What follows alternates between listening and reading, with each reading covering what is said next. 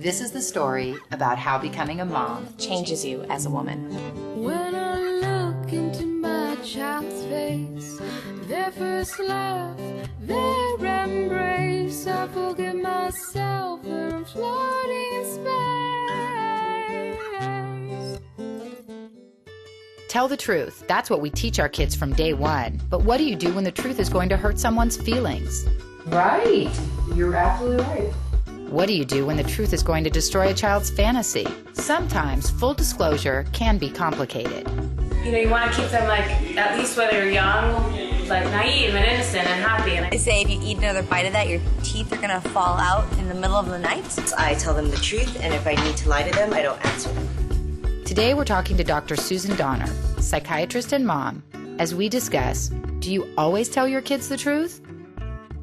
So the other day we went to some friend's house for dinner. The woman had spent all day cooking, and my little daughter, Soraya, was like, oh my God, this is awful. I just said to the lady, oh, I'm sure she's not hungry. So when we get into the car, I go, Soraya, why would you say the food is awful? And she goes to me, but it was, Mommy. I said, but, you know, just say you're not hungry. But I was hungry, Mommy. And she goes, but you tell me not to lie. How old is Soraya? 6. Exactly. And where Soraya is now, in terms of her moral development, is really learning the rules. Because as we start from day one saying, tell the truth, tell the truth, tell the truth. But what you're introducing is a second rule, which is in conflict with the first one. And the second one is we don't really want to hurt our friends' feelings.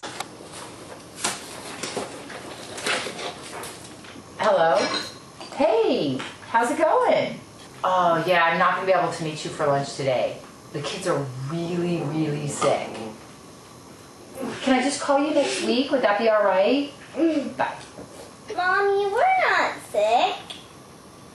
I actually think that that kind of stuff, personally, I think is detrimental to a child. I think that hearing white lies, like detrimental. My God, it's like my kid's going to be like, yikes! I'm scared. Tell us, help us. Yeah, well, exactly. there's actually room in between. Okay. Which is, it was actually a really good opportunity to say to her, you know what, you're right. I didn't tell the truth, and I probably should have. I shouldn't have said that, but I did it because I didn't want to hurt their feelings. I think we're not sick.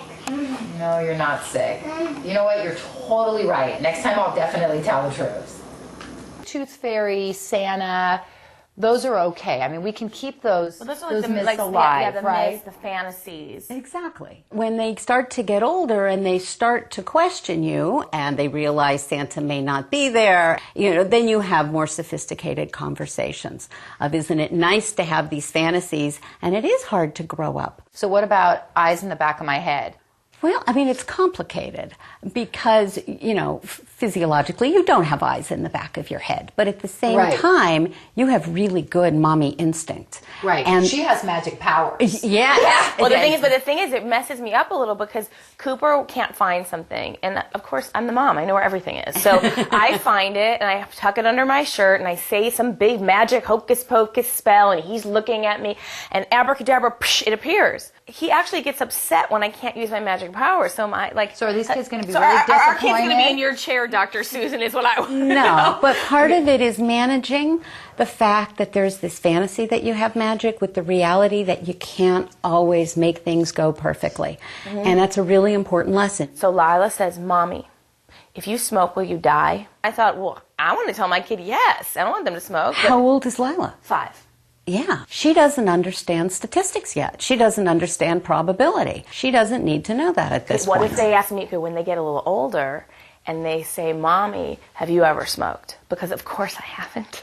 You have a 15-year-old who is looking for any kind of sign of permission to start to experiment. You may choose to actually play a more conservative role at that period in time. So withhold the I information. should not tell them when I was doing it 15. I'm Yeah. sure you were the perfect girl, weren't don't you dare tell what you were doing. The more we can tell the truth, the more important it is. And the more we can teach our children to tell the truth, the more important it is. Absolutely, but with the caveat that you have a more important job, which is actually to be a good parent filter. Say we get asked a question, do we have to answer immediately? Or can I take some time? Do I look kind of silly if I say, you know, I'm not quite sure about that. Let me think about it. I think it's actually really important to do that. Because I think we want to answer because we think we're the expert. You know, at least I do. Like, my child's coming to me. I'm supposed to know. You think you're the expert?